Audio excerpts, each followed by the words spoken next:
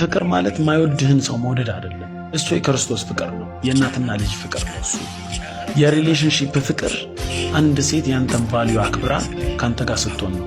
ለሴቷም ቢሆን ወንዱ አክብሯት ወዷት ከሷ ጋር ሲሆን ነው እንጂ ማታገኘውን ወንድ ማፍቀር፣ ማይመጣ ወንድ ከሷ ባህሪ ጋር ማይሄድ ወንድ ማፍቀር፣ ከዛን ሄደብኝ እኮ እሱ ብሎ መሰቃየት ወይ ቺት የሚያረግባትን የሚዘሙትባትን ሌላ ሴት የሚያመጣባትን ወንድ አይ ወደዋለሁ እኮ ብሎ መቆየት ለራስ ክብር ማጣት። ለወንዱም እንደዚህ ማትፈለግበት ቦታ መገኘት የለብንም። እግዚአብሔርም በጣም ትክክል ነው። የማይፈልጋችሁን ሰው መፈለግ፣ ችላችን ላይ የሚላችሁን ሰው መፈለግ፣ እናንተ ባፈቀራችሁት በወደዳችሁት ልክ የማይወዳችሁንና የማያፈቅራችሁን ሰው ማፍቀር፣ ከዛም ደግሞ እናንተ በቀረባችሁት ልክ እናንተ በፈለጋችሁት ልክ የማይፈልጋችሁን ሰው መፈለግ በጣም ትልቅ በሽታ ነው። አንድ ሰው ሲሰክር ስታረገው ነቃ ይላል፣ ወደ ሴንሱ ይመለሳል።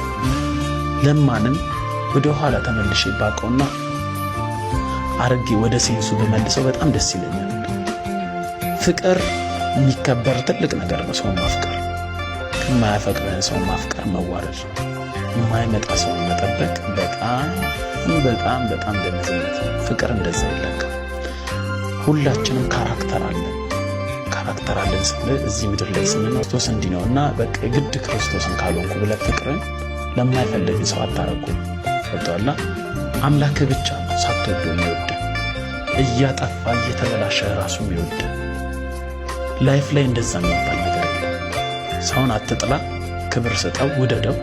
ግን አንድ ሴት እኔ ጥላኝ ለሄደች ሴት 20 ምናምን ዓመት ቁጭ ብዬ ትመጣለች ካልኩት ቦታ መጠበቅ ድንዛዜ ነው፣ ዴሉዥናል ነው። የምር ፍቅር ይዞት ነው ወይስ ታሞ ነው ወይስ ምን ነው? አንድን ሰው 20 ምናምን ዓመት በፍቅር የሚጠብቀው እንዴት ይሆናል? እንዲህ ሰውየው ጤና የለው፣ አይምሮ የለውም፣ አያስብም፣ ከጎኑ ሰው የለም፣ ከጎኑ ምን እንዴት ነው 20 ምናምን ዓመት በፍቅር ያን ሰው እየጠበቅ የምትቆዩ? አረ ይሄ ጤነኝነት አይደለም። ይህ በጣም መደንዘዝ ነው። የሚወደው ሰው ወይ በአካባቢው የለም ማለት ነው። ከአንቺ ጋር የፍቅር ግንኙነት ውስጥ ሆኖ በቂ ፍቅርም ከአንቺ ጋር የመቀጠልን ፍላጎት የሌለው ወንድ የሚያደርጋቸው ወይም የሚናገራቸው 3 ነገሮች፣ የመጀመሪያው ስለ ግል ሕይወትሽም ስለ ውለሽም አይጠይቅሽም፣ የማወቅ ፍላጎትም የለውም። ከአንቺ የሚፈልገው ጊዜያዊ ነገር ነው። ከእሱ ጋር የምታሳልፊያቸው ጥቂት ሞመንቶችን እነዛ ብቻ ነው የሚፈልገው እሱ እና እነዛ ነገሮች እስካልቀሩበት ድረስ ከዛ ሞመንት ውጪ ከነዛ ደቂቃዎች ውጪ ወጥተሽ ከማጋ ዋልሽ ከማጋ አደርሽ ብዙም አይጠይቅሽም፣ ብዙም ግድ አይሰጠውም። ሁለተኛው አንቺ ከኔ የተሻለ ወንድ ነው የሚገባሽ ይልሻል፣ ወይም እንደዛ አይነት አፕሮች ያሳይሻል። ይሄ ማለት ሁሉም የማያፈቅርሽ ወንድ እንደዚህ ይላል ማለት አይደለም። ግን እንደዚህ የሚልሽ ከሆነ ኦብቪየስሊ አያፈቅርሽም ማለት ነው። ማንም ሰው የሚያፈቅረው ሰው ለሌላ ሰው አሳልፎ አይሰጥም። እሱ የሚያንስብሽ እንደሆነ የሚያስብ ከሆነ እንኳን ራሱን አፕግሬድ ለማድረግ አንቺ የሚገባሽ አይነት ወንድ ለመሆን ነው የሚሞክረው እንጂ አንቺ ከኔ የተሻለ ወንድ ነው የሚገባሽ እያለ ወደ ሌላ ከሱ የተሻለ ወንድ እንድትሄጂ ሰጀስት አያደርግሽም። ይሄ ንግግር የሚያሳየው ምንድነው? በፖላይት ወይ ወካዌ ለማድረግ ነው፣ ለሚሄድ ነው። ሶስተኛ ምንም በዩ ምንም አንቺን ላለማግኘት ማያደርገው የማይፈጥረው ምክንያት የለም። በቃ ምክንያቱም ስለማይፈልግሽ ማለት ነው። ሶስተኛ ጊዜ አይሰጥሽም፣ ወይም ደግሞ የሴት ገላ አምሮትን ለመወጣት ብቻ ነው የሚያገኝሽ። ብዙ ጊዜ የሚያገኝሽ አብሮሽ ለመተኛት እንደሆነ ከተሰማሽ አለኝ የሚልሽ ፍቅር፣ ግንኙነታችን እውነት ነው የሚልሽ ነገር፣ ያ ነገር መጠራጠር አለብሽ። ወንድ ልጅ ካፈቀረሽ ካንቺ ጋር ብዙ ጊዜ ማሳለፍ ይፈልጋል፣ ካንቺ ጋር መሳቅ ይፈልጋል፣ ካንቺ ጋር መከራከር ይፈልጋል፣ ካንቺ ጋር ማውራት ይፈልጋል። አንቺን የማያፈቅርሽ ወንድ ለነገ ህይወት ካንቺ ጋር እንዲኖረው የማይፈልግ ወንድ ካንቺ ጋር ሲሆን ስለ ነገ ህይወቱ፣ ነገ ምን ማድረግ እንዳለባችሁ፣ አብራችሁ ለመኖር የሆነ ነገር ማቀድ እንዳለባችሁ ምንም ነገር አያወራሽ። አገኘሽ የሆነ ነገር ስለ ጊዜያዊ ነገር ያወራሻል፣ ስለ ፍቅራችሁ ወይ የሆነ ነገር ምናምን ዝም ብሎ ውስጡ ሌላ ነው። ዝም ብሎ ከላይ ላንቺ ላይ ምሳሌ ዝም ብሎ የሆነ ነገር ይልሻል። በቃ ትለያያላችሁ፣ አለቀ። ከዛ ውጭ ስለምንም ነገር ስለ እያንዳንዱ ህይወት ስለ እያንዳንዱ ነገር ስለምታደርጉት ነገር ምንም ነገር አይነግርሽም። ሴቶች ይህንን ሁልጊዜ አስታውሱ። አንድ እውነተኛና ጥሩ ወንድ ከልቡ ሲወዳችሁ ትልቁ ፍርሃቱ እናንተን መጉዳቱ ነው። አንድ መጥፎ ወይም ራስ ወዳድ ወንድ ከልቡ ሲወዳችሁ ደግሞ ትልቁ ፍርሃቱ እናንተን ማጣቱ ነው። ለምን መሰላችሁ? እናንተን ለሚፈልገው ጥቅም ብቻ ከሚወዳችሁ ሰውና እውነተኛ ዋጋችሁን ተረድቶ ከሚወዳችሁ ሰው መካከል እጅግ ሰፊ ልዩነት አለ። አንድ ጥሩ ወንድ አብራችሁት መኖራችሁን ብቻ አይደለም የሚፈልገው፣ ሰላማችሁንም ጭምር ይፈልጋል። ከአንደበቱ ቃላቶችን ከማውጣቱ በፊት ያስባል። እያንዳንዱ ድርጊቱ እናንተ ላይ የሚያሳድረውን ተጽዕኖ ያስባል። ስሜታችሁንም እንዳላስፈላጊ ጭቅጭቅ አያየውም፣ ይልቁንም ይረዳችኋል። መጥፎ ወንድ ሊናፍቃችሁ ይችላል፣ ጥሩ ወንድ ግን ያስብላችኋል። መጥፎ ወንድ እናንተን ትታችሁት እንዳትሄዱ ሊፈራ ይችላል፣ ጥሩ ወንድ ግን ትቼው ልሂድ ወደሚል ስሜት እንዳትደርሱ ይጠብቃችኋል። ልዩነቱ እኔ ደግሞ አንድ ነገር ልጨምራችሁ። መጥፎ ወንድ አንቺ ምንም አይነት ስህተት ብትሰሪ የፈለግሽውን ነገር ብታደርጊ ግድ አይሰጠውም። አንቺ ለምን የፈለግሽውን ነገር አታደርጊም? እንደፈለግሽ ለምን አትሆኝ? ምንም አይመስለው። ጥሩ ወንድ ግን አንቺን የሚወድሽ ወንድ ግን አንቺን ከልቡ የሚያፈቅርሽ ወንድ ግን አንቺ ያልሆነ ነገር ስታደርጊ፣ ደስ የማይለውን ነገር ስታደርጊ በጭራሽ አያልፍሽ። እያንዳንዷን የምታደርጊያትን ነገር ከስር ከስር ይከታተልሻል ስልሽ ለመቆጣጠር ፈልጎ ምናምን ሳይሆን አንቺ መጥፎ ነገር እንድታደርጊ፣ አንቺ ያልሆነ ነገር እንድትሰሪ፣ የማይገባ ነገር፣ ደስ የማይለው ነገር እንድታደርጊ አይፈልግም። ምክንያቱም አንቺ ዛሬ ደስ የማይለው ነገር የምታደርጊ ከሆነ፣ ያልሆነ ነገር የምታደርጊ ከሆነ ነገ ህይወት ውስጥ ገብተሽ ምን እንደምታደርጊ ስለማያውቅ እያንዳንዷን ነገር ይከታተልሻል። መጥፎ ወንድ ግን ምንም ብታደርጊ፣ ምንም ብትሆኚ፣ ለምን ከፈለግሽ እንደዚህ ገደል አገቢም ዝም ነው የሚልሽ። ልዩነቱ ሁለት ነው። አንደኛው እናንተን ይዞ ለማስቀረት ብቻ ትኩረት ያደርጋል። ሌላኛው ደግሞ በመካከላችሁ ያለውን ቅዱስ ግንኙነት ለመጠበቅና ለመንከባከብ ይተጋል። እሱ ነው ጥሩ ወንድ። ልባችን አልቆርጥ ብሎን እንጂማ እኮ መች አለመፈለጋችሁ ሳይገባን ቀረ። እኛ እኮ ያወቅነው እናንተኛ እንደማፈልጉ ስንደውል ስልክ ስትዘጉብን፣ ከኛ ስትርቁ፣ ቴክስታችን ሌታችን ስትሉ እኛ እናንተ ህይወት ላይ ተጽዕኖ መፍጠር ስናቆም ነው አለመፈለጋችን ይገባል። ግን ልብ ያወቀውን አእምሮን ለማስረዳት በጣም ከባድ ነገር ነው፣ ጊዜ ይፈጃል።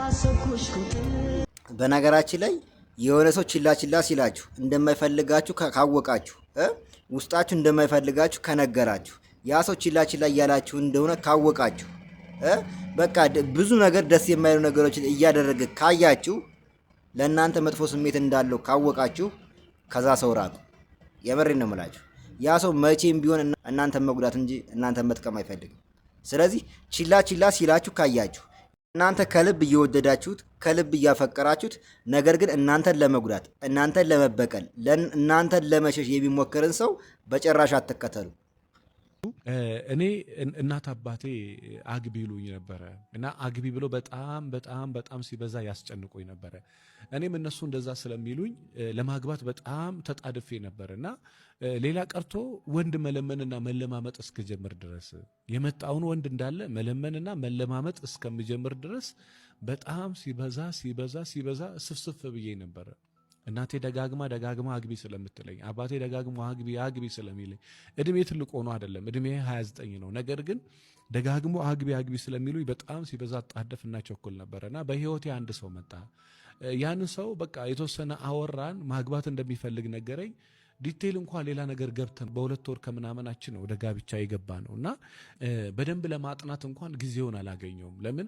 አንደኛ እሱም ሀሳቡን እንዳያነሳ ብዬ፣ ሁለተኛ ነገር እሱ ማግባት ፈልገው ስለነበረ፣ ሶስተኛ ደግሞ ቤተሰቦቼ በጣም ማግቢ ብሎ በቃ ይጨቀጭቁኝ ስለነበረ፣ ጓደኞቼም ማግብተው ስላለቁ እኔ ብቻ ቀረውኝ ብዬ በጣም ይጨነቃለሁ። በጣም መክሳስ ጀመርኩ፣ በጣም መቀነስ ጀመርኩኝ። ስራ ላይ ትኩረት አላደርግም፣ ሌሊት አልተኛም። በቃ ማስበው እንዳለ ስለ ማግባት ነው። እንዴ ቆይ ቤተሰብ አግቢ ስላሉሽ፣ ማዘር አግቢ ስላለች፣ ፋዘር አግቢ ስላለሽ አንቺ ማግባት አለብሽ እንዴ? እኔ አንዳንዴ ሰዎች ግራ ይገቡኛል። ሰው ምንም ነገር ይሁን ምንም በፍላጎት ነው የሚሆነው። ያንቺን ህይወት፣ ያንቺን ትዳር፣ ያንቺን ቤተሰብ መምራት እኮ ማዘር ወይም ፋዘር መጥተው አይመሩልሽም አይደል እንዴ? ለመመስረት ቤተሰብ ለመስረት የሆነ ነገር ሊኖርሽ ይገባል። ከምንም ነገር መጀመሪያው ፍቅር ነው። ፍቅር ማለት የትዳር አጋር ሊኖርሽ ይገባል። ከፍቅር አጋርሽ ጋር ደግሞ ትዳር ለመመስረት ብቁ ነኝ ወይ፣ ትዳር ለመመስረት ብቁ ነን ወይ፣ እሱስ ብቁ ነው ወይ ብለሽ ማሰብ አለብሽ። ከሱ ጋር መመካከር አለብሽ። እንጂ ዝም ብሎ ቤተሰብ አግቢ ስላለሽ ማዘር አግቢ ስላለችሽ አገባለሁ ብሎ የሚያስብ ሰው በአሁኑ ሰዓት ያለ አይመስለኝም። እና ትዳርን በደላላ የሚሉ ሰዎች ሳይቀር ሄጃለሁ። ይሄ ቀጥታ የተናገረችው ነው ነገራችሁ። ደግሞ አባቶች ጋር ሄጃለሁ። ምናልባት የሚያውቁት የትዳር አጋር ካለ እንዲሰጡኝ ለትዳር የሚሆን ሰው ብዬ ብዙ ሰው ጋር ሄጃለሁ። እና እንደዚህ አይነት ውጥረት ላይ ያለው ነው ይሄ ሰው ወደ ህይወት ብቅ ያለው የተዋወቅ ነው። እና ይሄ ሰውዬ ደግሞ ሀሳቡን አንስቶ እንዳይሄድ ብዬ በጣም ኦቨር ወደ ሰውየው መጠጋትና ከሰውየው ጋራ ለማውራት ሞከርኩኝ። ወዲያውኑ ወደ ጋብቻ ገባሁኝ። ወደ ጋብቻ ገብቼ ግን ወራት ሳይቆጠሩ ያልተጠበቀ ነገር ነው በህይወት የገጠመኝ። በተለይ ገና ከሰርጌ ቀን ነው በጣም ብዙ ነገሮች የተጀመሩትና ከማላውቀው ወይ ደግሞ ከማላስበው ወይ ደግሞ ካልጠበቅኩት ነገር ጋር ነው የተፋጠጥኩት። እኔ ያለችኝ ሴት እንግዲህ ምንድነው እሱ በባህሪ ደረጃ እንደማይቅም እንደማያጨስ ነው የነገረኝ። እና በጣም በነገራችን ላይ በትዳር ዓለም ውስጥ ወይም ደግሞ በፍቅር ህይወት ውስጥ መቸኮል በጣም ትልቅ ዋጋ ያስከፍላል።